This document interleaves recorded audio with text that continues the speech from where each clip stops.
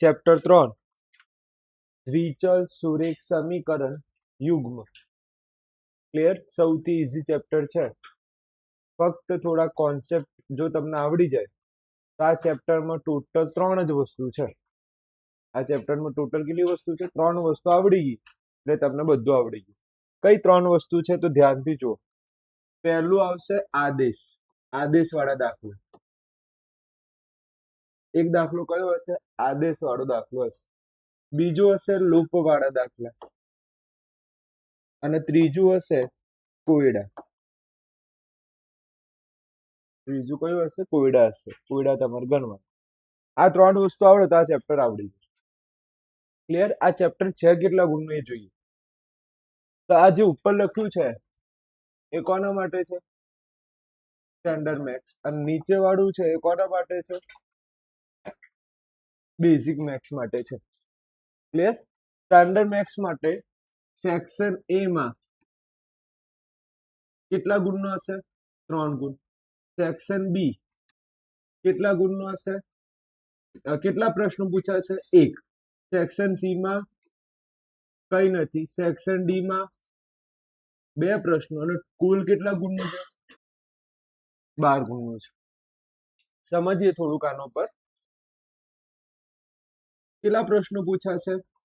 3 પ્રશ્નો પૂછાશે અને 3 પ્રશ્નો કેટલા ગુણના હશે? 1 ગુણના હશે. એટલે ટોટલ કેટલા ગુણ મળશે આમાંથી? કેટલા ગુણ મળશે? 3 મળશે સ્ટાન્ડર્ડ મેથ્સ માટે. સેક્શન બી માં કેટલા પ્રશ્નો પૂછાશે? 1 પ્રશ્ન પૂછાશે. આ 1 પ્રશ્ન કેટલા ગુણનો હશે? 2 ગુણનો હશે. તો આપણે ટોટલ સરેરાશ મારીએ તો કેટલા થાય? 2 ગુણ. સેક્શન સી માં આવશે નહીં, બસ ડાયરેક્ટ શામાં આવશે? Section D. ડી ની અંદર કેટલા પ્રશ્નો આવશે? હા, તો 2 પ્રશ્નો. 1 પ્રશ્ન કેટલા ગુણનો? 4 ગુણનો પ્રશ્ન. એટલે તમારે કેટલા ગુણ મળે? 8 ગુણ. સરવાળો કરો કેટલા થાય? 13 જેવા ગુણ થાય છે. તમારે ત્યાં આગળ 13 વિચારવા. આ રીતનું હશે. ક્લિયર છે? કમ્પ્લીટ ખબર પડી કે સેક્શન ડી ને આ બધું. ચલો બેઝિક મેથ્સ વાળા માટે એમસીક્યુ માં એટલે કે સેક્શન એ માં કેટલા હશે? 2 એમસીક્યુ પૂછાશે. કેટલા ગુણના? 1 ગુણના. એટલે ટોટલ કેટલા ગુણ મળશે? 2 ગુણ. સેક્શન બી માં નહીં આવે. પછી શામાં આવશે? સેક્શન સી માં આવશે. તમારો કોયડો નહીં આવે. 99% સુધી બેઝિક મેથ્સ વાળાનો કોયડો નહીં આવે. સિમ્પલ દાખલા આવશે. બેઝિક વાળાનો કોયડો આવશે. સ્ટાન્ડર્ડ વાળાનો કોયડો પૂછાશે. સ્ટાન્ડર્ડ મેથ્સ હશે એમને કોયડો હશે. તો તમારે સેક્શન સી માં કેટલા ગુણનું છે? 2 પ્રશ્નો પૂછાશે. 1 પ્રશ્ન કેટલા ગુણનું? 3 ગુણનું. સરવાળો કરો કેટલા થાય? એટલે ગુણાકાર કરો 6. ઓકે, આનો ટોટલ સરવાળો મારો કેટલા થાય છે? 8 ગુણ ટોટલ છે. 8 ગુણ ટોટલ. અને જ્યારે આપણે વાત કરીએ પેલા લોકોની તો એ લોકોને કેટલા થાય છે? ટોટલ 13 ગુણ થાય છે. તો સ્ટાન્ડર્ડ મેથ્સ વાળાને સૌથી વધારે ગુણ છે. બેઝિક વાળાને પણ છે. તમારે મહેનત કરવાની છે. કોયડા નહીં પૂછાતા એટલા બધા. આગળ જોઈએ. ક્લિયર? દ્વિચલ સુરેખ સમીચર. દ્વિચલ. દ્વિચલ નો મીનિંગ શું થાય? કેટલા ચલ હશે? 2 ચલ હશે. ચલ એક્સ હોઈ શકે, વાય હોઈ શકે, ઝેડ હોઈ શકે. આ બધા ચલ ગણાય. એક્સ વાય ઝેડ એ બધા શું ગણાય? ચલ ગણાય. પણ અહીંયા દ્વિચલ એટલે કેટલા ચલ હશે? 2 ચલ હશે. કાં તો એક્સ કાં તો વાય. આવા ચલ હશે. સુરેખ એટલે ઘાત કેટલી હશે? ઘાત કેટલી? 1. અને સમીકરણ યુગ્મ. યુગ્મ એટલે કેટલા? 2. 2 સમીકરણ હશે. કેટલા સમીકરણ હશે? 2 સમીકરણ હશે. તમારે આ ધ્યાન રાખવાનું છે. ચલો, દ્વિચલ એટલે કેટલા ચલ? 2 ચલ. આ બંને ચલની ઘાત કેટલી હશે? 1 હશે. અને એવા કેટલા સમીકરણ હશે? 2 સમીકરણ હશે. ઉદાહરણ તરીકે અહીંયા લખ્યું છે દ્વિચલ એટલે કેટલા ચલ? 2 ચલ. સુરેખ એટલે ઘાત કેટલી હશે? 1. સમીકરણ યુગ્મ એટલે કે યુગ્મ એટલે કે એનું મીનિંગ થાય છે 2 સમીકરણ હશે. કેટલા સમીકરણ હશે? 2. મોસ્ટ આઈએમપી લાઈન આ છે. મોસ્ટ આઈએમપી લાઈન આ છે કે દ્વિચલ સુરેખ સમીકરણ યુગ્મનું વ્યાપક સ્વરૂપ લખો. તો પહેલા છે એ શું છે A1, પહેલું શું છે A1, એ શું છે A1 શું છે સહગુણક, x શું છે ચલ, ચલો પછી કોણ લખ્યું by, b1 પછી કોણ y, ચલો b1 શું છે b1 શું છે સહગુણક છે અને y શું છે ચલ, ચલો c1 શું હશે સહગુણક હશે અને બાજુમાં કોઈ ચલ નથી. કેમ ચલ નથી? કારણ કે ચેપ્ટર નું નામ શું છે દ્વિચલ, બે ચલ આવી ગયા એટલે C1 જોડે ચલ છે નહીં. તો નીચે સમીકરણ યુગ્મ, તો યુગ્મ એટલે શું બે, સમીકરણ યુગ્મ, યુગ્મ એટલે કેટલા બે, તો અહીંયા મેં કેટલા લખ્યા બે સમીકરણ લખ્યા. બીજું શું લખ્યું a2x plus b2y plus c3 બરાબર c2 બરાબર 0. તો આ મોસ્ટ આઈએમપી છે, ખાસ તૈયાર કરી લેજો, ખાસ તૈયાર કરી લેજો. તમને કોઈ એમ પૂછે કે દ્વિચલ સુરેખ સમીકરણ યુગ્મ, સમીકરણ યુગ્મ નું વ્યાપક સ્વરૂપ લખો. શું લખો વ્યાપક સ્વરૂપ. આખા ચેપ્ટર નો મેઇન પાયો, આખા ચેપ્ટર નો શું મેઇન પાયો કે આના ઉપરથી જ બિલ્ડિંગ બનવાની છે. આ વાક્ય ઉપરથી શું બનશે બિલ્ડિંગ બનવાની છે. તો સમીકરણ કેટલા લખવા પડશે, કેટલા લખવા પડશે બે લખવા પડશે. ચલો આનો જવાબ શું આવશે, આનો જવાબ શું આવશે, આ મોસ્ટ આઈએમપી લાઈન છે, તમારે આ ફરજિયાત લખો, બીજું કઈ નહીં લખો ચાલી જશે, પણ આ તમારા નોટ્સ ની અંદર લખેલું જોઈએ. ચલો સૌથી પહેલા આપણે શું લખીએ a1, પછી બાજુમાં શું લખીએ x, પછી b1, બાજુમાં શું લખીએ y, પછી c1 બરાબર શું લખી દઈશું. આ કયું સમીકરણ થયું એક, આપણે કેટલા લખવા પડશે બે. તો બીજું બોલો a2x વત્તા b2y વત્તા c2 બરાબર 0. આ મોસ્ટ આઈએમપી છે. અને જો જે ચલ છે, જે ચલ એ લોકોની ઘાત જોશો તો તમને ઓટોમેટિક અંદાજો આવી જશે બધાની ઘાત કેટલી છે એક જ છે, બધાની ઘાત કેટલી છે એક. આ મોસ્ટ આઈએમપી છે. આ તમારે 100% તમારા ચોપડાની અંદર લખેલું જોઈએ. ડન છે, આગળ જી. પછી કઈ કામનું હશે તો હું કહીશ, આ કઈ આમાંથી કઈ કામનું નથી.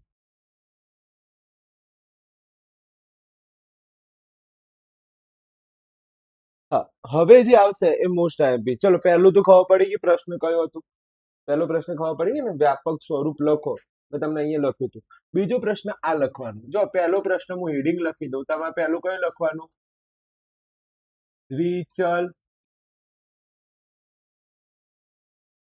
સુરેખ સમીકરણ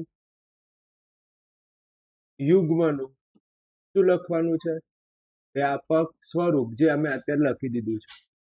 ચલો બીજો પ્રશ્ન મોસ્ટ આઈએમપી એ છે, બીજો પ્રશ્ન મોસ્ટ આઈએમપી છે જે પરીક્ષામાં 110% આવશે, જે પરીક્ષામાં 110% આવશે, જે છે પદ્ધતિઓ, અલગ અલગ પદ્ધતિઓ. કઈ રીતે પદ્ધતિ સમજાવું છું. સૌથી પહેલું શબ્દ કે સ્ટાર્ટ, આપણે ત્રણ પરિસ્થિતિ ભણવાની છે. કેટલી પરિસ્થિતિ ભણવાની છે ત્રણ પરિસ્થિતિ. પહેલી પરિસ્થિતિ કે એક બાળક છે, એક વિદ્યાર્થી છે, એ પહેલાથી જ શું કરે છે ભણવાનું છોડી દે છે.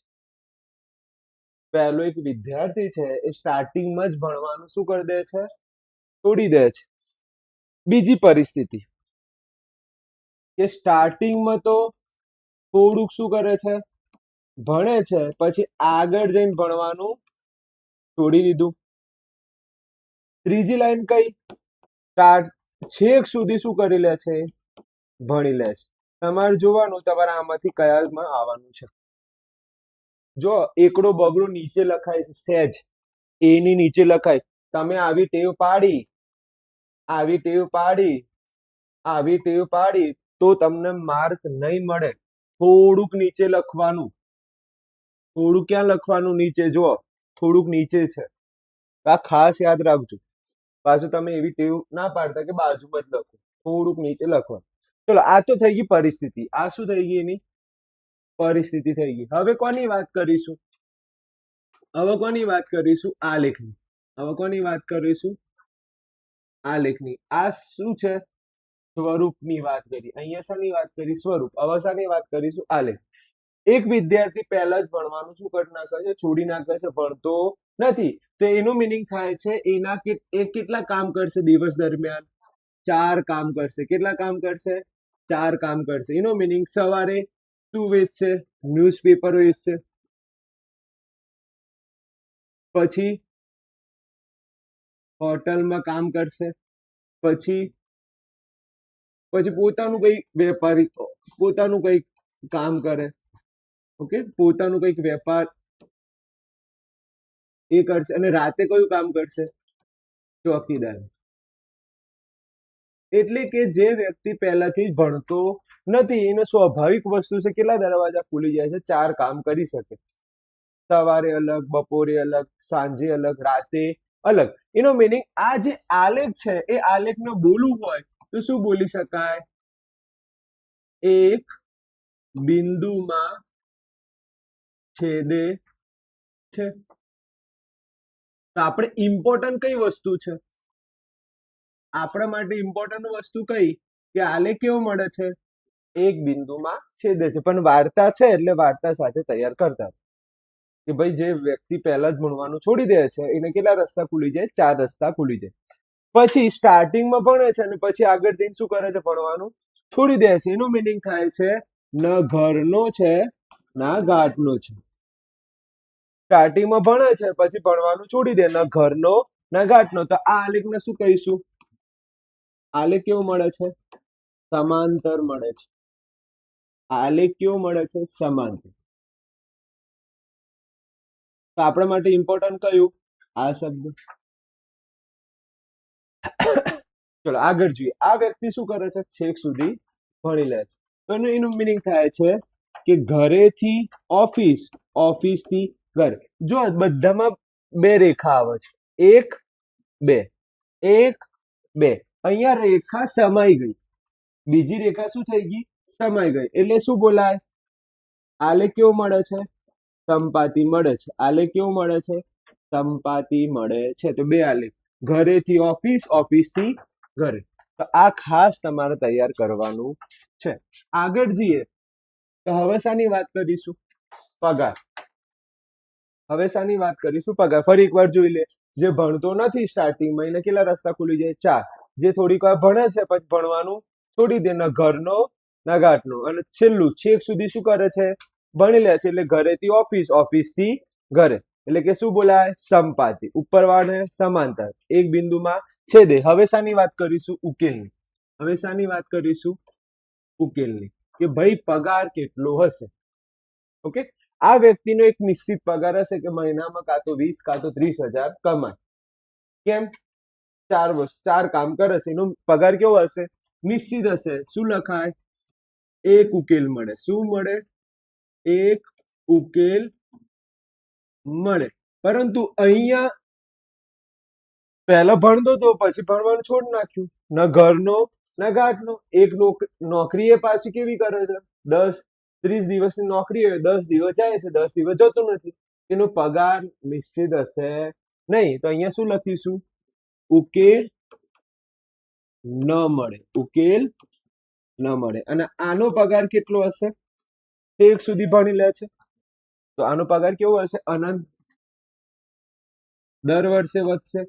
દર વર્ષે શું થશે? વધશે. આ બધામાં કોઈના પગાર એટલા જલ્દી ના વધે જેટલા કોના વધશે? છેલ્લા વર્ષે. પગાર કેવો મળે? અનંત મળે. હવે ત્રીજી લાઈન એટલે કઈ? જીવનની વાત. ત્રીજી લાઈન એટલે શાની વાત લખીશું? જીવન. કે જીવન કેવું છે? આ બધાનું જીવન કેવું છે? ક્લિયર? ચલો પહેલું, આનું જીવન કેવું હશે? સુસંગત હશે. કેમ સુસંગત? પગાર ખબર છે કે ભાઈ મારા ઘરે 30,000 આવશે. એટલે જીવન કેવું છે? સુસંગત. નીચે વાળાને કેવું છે? પગારનો જ ઠેકાણા નથી. પગારના ઠેકાણા નથી. તો શું લખાશે? સુસંગત નથી. અને નીચે વાળાનું સુસંગત એટલે જીવન સુસંગત તો છે જ, અને શું હશે? અવલંબી છે એટલે લાંબુ જીવન છે. આનું લાંબુ જીવન નથી કારણ કે મજૂરી કરે છે. આના તો પગારના જ ઠેકાણા નથી. તો પહેલા તો શું લખાય? સુસંગત નથી. પગારના જે ઠેકાણા ના હોય ને એને શું લખાય? સુસંગત. પેલા તો પગાર ખબર છે કે 20,000 આવવાના છે એટલે શું લખાય? સુસંગત છે. પણ શું નથી? અવલંબી નથી કારણ મજૂરી કરે છે. અને ધ્યાન અહીંયા સુસંગત છે અને અવલંબી પણ છે. ક્લિયર? તો હવે આના ઉપરથી પરીક્ષામાં કેવા પ્રશ્નો પૂછાય છે એ જોઈએ. આવા પ્રશ્ન પૂછે. તમારા આમાં બધી વસ્તુ કહેવાના છે કે ભાઈ કેવું છે, સુસંગત છે કે નહીં, આલેખ કેવું મળે છે, પગારની વાત કરવાની છે. એનો મિનિંગ આની અંદર તમારે 3 વસ્તુ કહેવાની છે. કેટલી વસ્તુ? 3. પહેલું શું? શાની વાત કરો? આલેખ. પછી શાની વાત કરો? ઉકેલ. પછી શાની વાત કરો?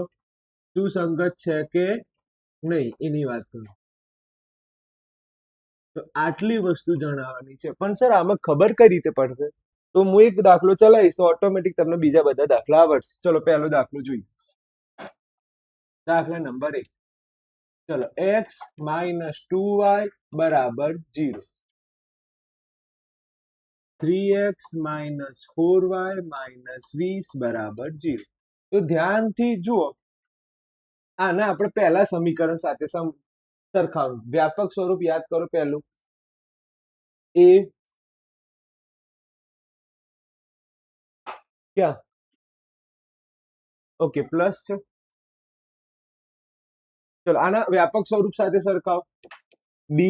a1x પછી b1y વત્તા c1 બરાબર. આના કોની સાથે સરખાવ? બીજું વ્યાપક સ્વરૂપ. બોલો બીજું વ્યાપક સ્વરૂપ. a2x b2y વત્તા c2 બરાબર 0. ચલો મને ધ્યાનથી કહો કે a1 ની કિંમત કેટલી છે? જોઈને બોલો. કઈ ના દેખાય તો શું લખાય? 1. ચલો મને b1 ની કિંમત જોઈને કહો કેટલી છે? -2. મને c1 ની કિંમત કહો. દેખાય છે? નથી દેખાતું. c1 દેખાતું જ નથી તો શું લખાય? 0. ચલો આટલું આવડે. આગળ જઈએ. હવે તમારે મને એમ કહેવાનું છે a2 ની કિંમત કેટલી? a2 ની કિંમત કેટલી છે? 3 ભાગ્યા b2 ની કિંમત બોલો. b2 ની કિંમત કેટલી છે? 4. ચલો c2 ની કિંમત બોલો. કેટલા છે? માઇનસ. ચલો આપણે ભાગાકાર તો કરી દીધો. ભાગાકાર તો આપણે દેખાય છે. જો ભાગાકાર દેખાઈ ગયા. આપણે ભાગ્યા કર્યા જ છે. જો ભાગ્યા. હવે જવાબ લાવવાનો છે. આનો જવાબ શું આવે? પહેલાનો જવાબ શું આવ્યો? 1/3. આનો જવાબ કેટલો આવે? હવે અહીંયા છેદ ઉડે છે. 2 × 2. તો આ બે ઉડી જાય. ઉપર કઈ ના આવે તો શું લખાય? હા તો અહીંયા લખું છું -1/2. મને એમ કહો આ બંને સરખા છે? ના સરખા નથી. તો હું શું લખું? 10 ≠ equal to. એનો મિનિંગ થાય કે આ જે હતી કિંમત એ મારે કઈ હતી? a1/a2. અને આ જે કિંમત હતી એ કઈ હતી? b1/b2. એ સરખા નથી. એનો મિનિંગ આ વ્યક્તિ સ્ટાર્ટિંગમાં જ શું કરી નાખ્યું? ભણવાનું છોડી નાખ્યું છે. તો આનો આલેખ કેવો મળશે? તો શું લખીશું? એક બિંદુમાં છેદે. ચલો ઉકેલ બોલો. પગાર કેટલો? હા તો શું લખાય? એક ઉકેલ મળે. અને છેલ્લી લાઈન અહીંયા નથી લખાતી તો હું અહીંયા લખું. છેલ્લી લાઈન શું હશે? સુસંગત છે. અવલંબી લખાય? ના લખાય કારણ કે મજૂરી કરે છે. દાખલો બોલો. કેવું હતું? સહેલું હતું. સર આ લખવું જરૂરી છે? આમ જ ખબર પડી જાય આ a1 અને a2 છે, આ b1 b2 છે, આ લખવું જરૂરી છે? ના લખો તો પણ ચાલી જાય. ખબર પડી ગઈ પહેલો દાખલો. ચલો હવે બીજો દાખલો જોઈએ. હવે બીજો દાખલો જોઈશું. તમારે મને કહેવાનું છે ફટાફટ. દાખલા નંબર 2. કિંમત બોલો ફટાફટ. 2x પ્લસ 3y માઇનસ 9 બરાબર 0. ચલો પછી 4x વત્તા 6y માઇનસ 18 બરાબર. જો થોડુંક સ્માર્ટ વર્ક કરીએ આપણે. થોડુંક શું કરીએ? સ્માર્ટ વર્ક કરીએ. હું ફક્ત અહીંયા આવી લાઈન દોડ દઉં તો ના થઈ ગયું? મારે કેટલા સ્ટેપ બચી ગયા? મારે શું કરવાના? આ બંને લાઈન દોડ દીધી. હા. આ બંને લાઈન દોડ દીધી. હા. આ બંને લાઈન દોડ દીધી. સ્માર્ટ વર્ક કરો થોડું. આંકડા જ જોવાના છે, ચલને જોવાના નથી. તો પહેલાનો જવાબ શું છે? 2/4. બીજાનો જવાબ શું છે? 3/6. ત્રીજાનો જવાબ -9 માઇનસ 18. ચલો આ થઈ ગયું. ફટ લઈને આવી ગયું ત્રીજું. આપણે આવું બધું કરવાની જરૂર પડી નહીં. આપણે ડાયરેક્ટ ઉતારી દીધા જવાબ. હવે છેદ ઉડતા હોય તો ઉડાડ. ઉડે છે 2 × 2. ઉડાડ દઉં તો ઉપર શું લખાય? 1. કારણ 1 × 2 જવાબ શું આવે? તો આ 2 અને ઉપરના 2 ઉડાડી દીધા. ચલો અહીંયા લખવું 3 એકા, અહીંયા 3 દુ ચૂડિયા. ચલો અહીંયા 3 તરી 3 આવું લખાય. ક્લિયર? ચૂડિયા 3 3 ઉડી ગયા. હજી ઉડશે 3 દુ 6. અહીંયા શું લખું? 3 એકા 3 3. હવે 2 માઇનસ હોય તો જવાબ શામાં આવે? પ્લસમાં. આ 2 માઇનસ છે એ જવાબ શામાં આવી જશે? પ્લસમાં. તો મને એમ કહો પહેલાનો જવાબ શું આવ્યો? 1/2. બીજાનો જવાબ 1/2. ત્રીજાનો જવાબ 1/2. કેમ પ્લસમાં આવ્યું? 2 માઇનસ હોય તો જવાબ શામાં થઈ જાય? પ્લસમાં. તો આનો મીનિંગ શું થાય? સરખું છે ને? અહીંયા સરખું દેખાતું હતું. આ સરખું કહેવાય? આને સરખું કહેવાય? નહીં કહેવાતું સરખું. આને સરખું બોલાય? સરખું બોલાય. આનો મીનિંગ શું થાય? છેક સુધી ભણે છે. જો છેક સુધી ભણે તેનો આલેખ કેવો? આલેખ કેવો? સંપાતી. ચલો બીજું, ઉકેલ કેવો? પગાર. પગાર કેવો? અનંત. અને ત્રીજું, જીવન કેવું હશે? સુસંગત અને અવલંબી. સુસંગત અને અવલંબી. ખબર પડી ગઈ? મસ્ત. આગળ જઈએ.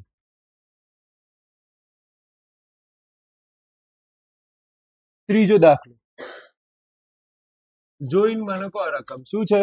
x પ્લસ 2y માઇનસ 4 બરાબર 2x પ્લસ 4y માઇનસ 12 બરાબર 0.